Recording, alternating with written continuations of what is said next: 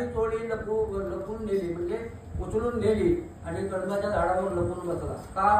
त्यांना अद्दल घडवण्यासाठी. कारण त्या विवस्त्र होऊन नदीत आंघोळ करत होत्या. कशा? विवस्त्र होऊन. आणि त्याच वेळेस श्रीकृष्णाने असा शाप दिला की यापुढे विवस्त्र होऊन जो कोण आंघोळ करेल, मग तो पुरुष असो व बाई असो, आम्ही म्हणतो बाथरूमच्या आत गेल्यावर बघतोय कोण, त्या माणसाला मेल्यानंतर पहिला जन्म येतो तो वृक्षाचा, झाडाचा. मुद्दाम आता आठवणीने सांगावं लागलं.